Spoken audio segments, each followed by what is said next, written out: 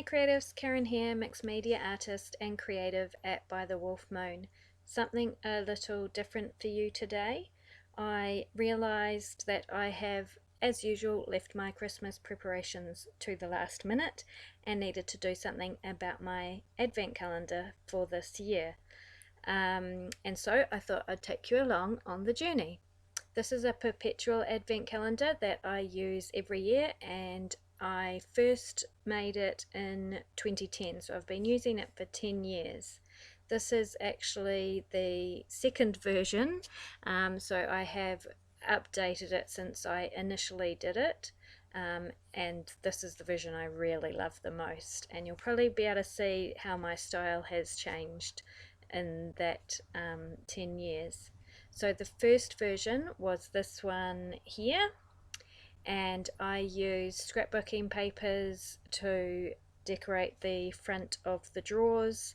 There is a scrapbook paper on the back of the inset. There is a little wooden laser cut Christmas tree. I made some presents. I created a fireplace and a chair and made this little scene out of paper and stuff.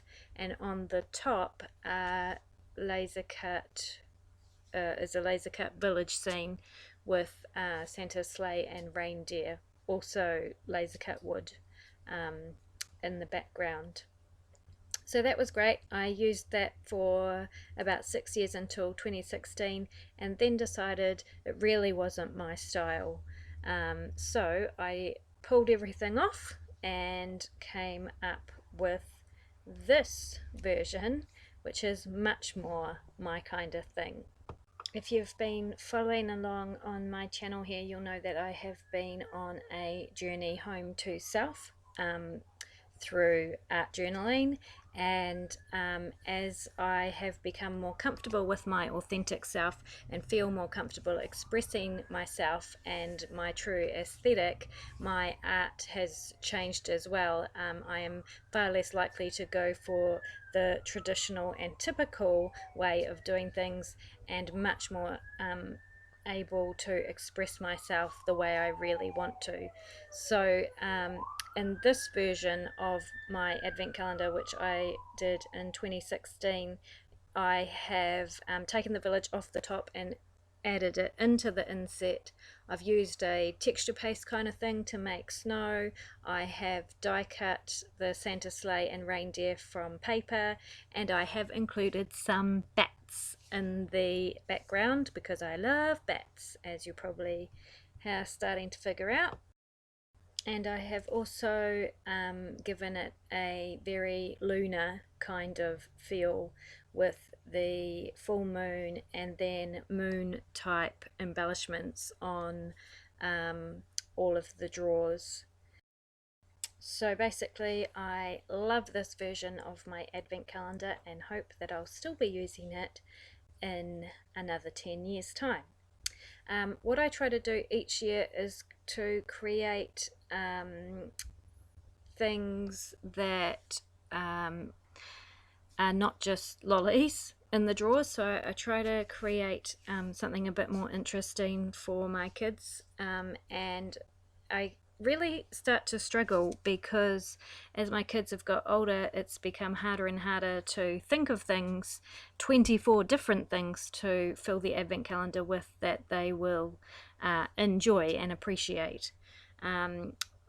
What I did this year, and it took me quite a while to think about it, is I really wanted to somehow use part of my stash, something that I thought I wouldn't have a use for, and so I found these foam letters, which are actually foam stamps that I got in a box of stuff that I purchased secondhand, a box of craft stuff, and I really didn't think I would use them. They're not really my type of thing, but I thought, well, there's 26 letters in the alphabet, that's almost 24, maybe there's some way I can use them in my advent calendar, and so that is what I am doing this year. So, after that big long explanation and introduction, basically what I have done is I have gessoed each of the foam letters all the way around and on all the sides, and I am now using an acrylic paint to paint just the outside of the letters, and I'm using a very dark blue, almost blue black it is. It's actually one of my favorite colors. I really love it. So I am painting the inside of the letters if the letter has an inside, like the B and the D and the A and the P, and around the outside edge in this color. And then what I am, and I just did one coat of that, and then I chose another blue color, which is this really beautiful bright blue, and it has a metallic kind of effect throughout it as well, and I'm painting the face and the back of each of the letters in this blue color, and coincidentally I didn't plan it that way, but it actually, the color scheme of the letters works in quite well with the colour scheme of the actual advent calendar. So as I was saying, I really struggle each year to come up with new things to put in each of the boxes, especially as my kids have got older. My oldest son is 21 now, and he's actually left home, so really this advent calendar is just for my daughter, and she is 14, and she's not that fussed to be honest. I really do it more for me than for her, but I hope that she still gets some joy out of it, because at the end of the day, you know, if we can't have a little bit of fun at Christmas and the silly season, then, you know, when can we? So I just love the season of giving, I guess, and especially giving to my kids. So as I said, I am painting the face and the back of each of these foam letters in this brighter blue colour, and I actually did one coat, let that dry, and then did a second coat on all of them, just in the lighter blue colour. I didn't worry too much about the sides. I didn't worry that I got paint, the paint went over to the sides and it was a little bit messy, because I quite like messy, and I'm not that neat and tidy myself. Anyway, so now I wanted to decorate the letters, and I found this lace ribbon in my stash, something that I also purchased secondhand in a bulk lot of stuff, and decided that I would glue this onto the front of the letters. I use this 450 quick dry adhesive by Helmer's. It's one of my favorite glues to use because it holds pretty much instantly. It's quite a strong hold. The only downside to this glue is that it's really, really messy. You get it everywhere. It gets all over your fingers. It's quite tacky, but it really is good for doing stuff like this with lace, which is it really needs something to hold it strongly quickly, and it dries clear, and you know, so you shouldn't be able to see it once it's dry. So I measured out the length of lace that I would need, and am just attaching it to the front of one side of the letter, and then also just to on the side of the letter as well, as you can see here. What I realized after I had done a few is that each of the letters is exactly the same height, obviously, and I could have just cut 26 lengths of lace rather than measuring the lace against every single letter. So eventually I realized that, and that's what I did. Most of the capital letters have a straight side, which makes it fairly easy to attach the lace to. A few of them are a little bit trickier, but it wasn't too difficult just to curve the lace around and make it work, as you can see here with the letter C. Um, and this glue being so tacky and holding so quickly made that much easier, obviously. The X was um, probably the trickiest. I had to cut the lace in half, um, and attach it to the bottom of the X, which I'm doing here. I apologize that I keep going off camera, I keep forgetting. Also, I'm half blind, so I try to move my work closer to me so I can see what I'm doing. I trimmed out a tiny little bit from the center of the second piece of lace, and then folded the end of that down the side. That's what I'm doing there. And then the Y and the Z were fairly straightforward, basically just straight as well. This I did this fairly quickly. If you have more patience than I do, obviously you could decorate both sides of the letter. You could make it a lot more detailed and artistic and creative, but I just wanted something fairly simple um, for what I was planning for this advent calendar. Simple and easy, and something that didn't cost me anything or add to the environmental impact on the planet. You probably also know, if you've been following me for a while, that I try to use secondhand, found or repurposed craft supplies wherever I can. So once I had lace on all of the letters, this is what they look like. Pretty cool. I actually really like them just like that, but I decided I wanted to add a little bit more. These are some tiny little cloud buttons that I've had in my stash for years and years and years, probably longer than I've had the advent calendar.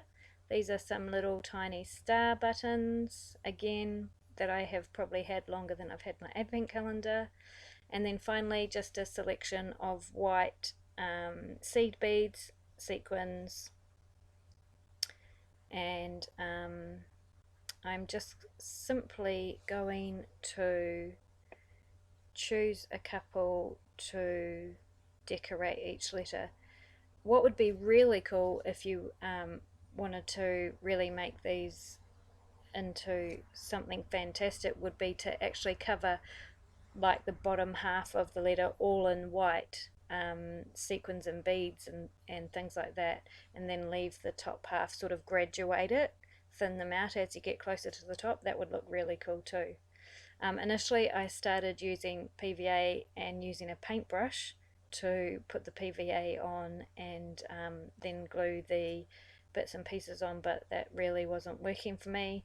And so eventually I realized that it would be much easier to use my little squeezy bottle, and just not worry about how much glue there was, because PVA will dry clear, obviously. I also wanted to add a little bit more white, and so I used a white a Uniball white gel pen and just put some little white dots randomly on the letter as well. At this point I realized the light wasn't very good, so I turned off my lamp so that you could see a bit better. And I just continued doing this all the way through the alphabet for each letter, just completely randomly, wherever I felt like placing something. Basically 2 beads or sequins on each letter and then 3 white dots. I am big on odd numbers in my artwork. So if there is a series of decorations like here, then it has to be an odd number. I don't like having evens. I'm a bit odd too, so that's probably why. But odd numbers always look better. Odd numbers always look better. So yeah, so that's what I have done. And I just carry on through the whole alphabet like this. Took a wee bit of time, was a little bit fiddly. Here I am deciding that the squeezy bottle was much better and not caring about how much glue I was using in the end, because I'd kind of lost my patience by now and had got a bit bored. So thankfully we are near the end of the alphabet. Okay, and here they are all done. It is a little bit hard to see how they turned out. Very simple. You could go way more detailed with these and make them something really spectacular. But as I said, I needed a quick and easy fix, so this is what I've done. Now I'm writing a little note to put in the first box of the Advent calendar to explain what the letters are all about. So basically what I've decided is that every day my daughter can take a photo or draw a picture, and the letter of the alphabet that she gets that day has to be the focus. So it can be something starting with that letter, and it also has to be a Christmassy picture. And then on the back I did write that Photoshop is allowed, so if she needs help making it Christmassy, then she can use Photoshop or whatever app it is that she uses on her device. My daughter Emily is really creative. She's an amazing drawer. She also loves photography, and so I don't think this will be a problem for her. The only thing is that she doesn't really like being told what to do or being confined. So we'll see how this goes. I might end up doing the Advent myself. Now it's time to fill up the little boxes. I did check that the letters fit in the boxes before I started, and they do. It is a little bit of a squeeze, but it's okay, it works. And I of course included a little treat for each day as well, so some mini sweets and or a mini chocolate. The little bits of paper that are in the bottom of some of the boxes you'll see are Christmas jokes that I have a Christmas joke in each box, you know, the really tacky Christmas cracker jokes, and I just have the same ones each year, and it's just a bit of a laugh. So in box number 1 I put the piece of paper explaining what the deal was with the letters, so that she obviously knows what to do, and not that mum is just some random weirdo putting letters in her advent calendar. She knows I'm a random weirdo anyway. We are a random weird family, and that's how we like it. So we are just about at the end. I filled up all of the boxes with the letters and a sweet, and hopefully I can convince Emily to play along and send me the pictures or drawings that she creates, and I'll be able to share them on my Instagram. And this is what it looks like at the end. I just put a few of the leftovers in the in front of the houses there, because you know you can never really have too many sweets at Christmas time. Alrighty, that is it. I hope you've enjoyed this little detour from my usual. And here is Cersei, who always likes to be involved in my creating. See you next time.